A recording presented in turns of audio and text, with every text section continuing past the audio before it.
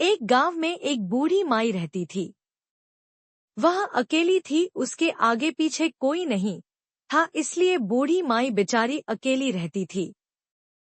एक दिन उस गांव में एक साधु आया। बूढ़ी माई ने साधु का बहुत ही प्रेम पूर्वक आदर सत्कार किया।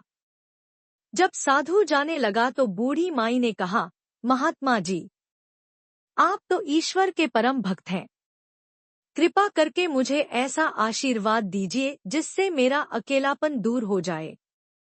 अकेले रह रह करके उब चुकी हूँ।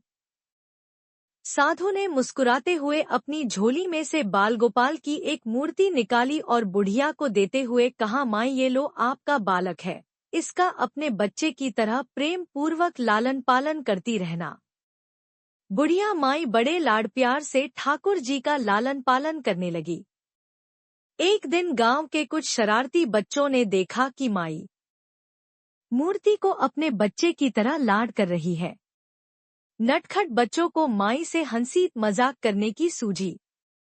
उन्होंने माई से कहा, अरे मैया सुन, आज गांव में जंगल से एक भेड़िया घुस आया है जो छोटे बच्चों को उठाकर ले जाता है और मारकर खा जाता है।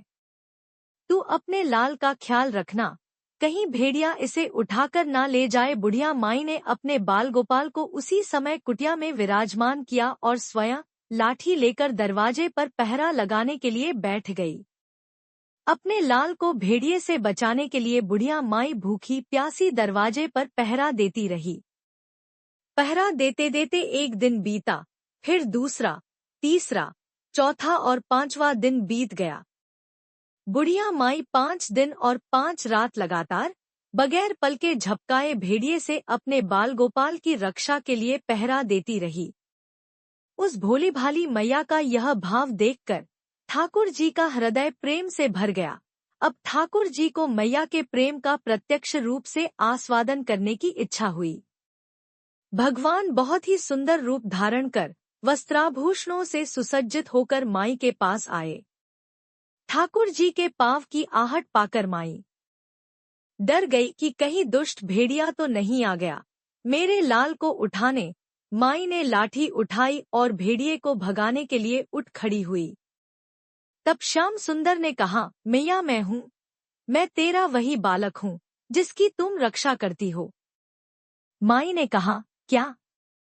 चल हट, तेरे जैसे बहुत देखे हैं, तेरे जैसे सैकड़ों अपने लाल पर न्योछावर कर दूं। अब ऐसे मत कहियो, चल भाग जा यहाँ से। ठाकुर जी मैया के इस भाव और एकनिष्ठता को देखकर बहुत ज्यादा प्रसन्न हो गए। ठाकुर जी मैया से बोले, अरे मेरी भोली मैया, मैं त्रिलोकीनाथ भगवान हूँ, मुझसे जो चाहे वर मांग ले, मैं तेरी भक्ति से प्रसन्न हूँ। बुढ़िया माई ने कहा, अच्छा आप भगवान हो, मैं आपको 100 प्रणाम करती हूँ। कृपा कर मुझे यह वरदान दीजिए कि मेरे प्राण प्यारे लाल को भेड़िया न ले जाए। अब ठाकुर जी और ज्यादा प्रसन्न होते हुए बोले, तो चल मैया, मैं तेरे लाल को और तुझे अपने निज धाम लिए चलता हूँ। वहाँ भेड़िए का कोई भय नहीं है।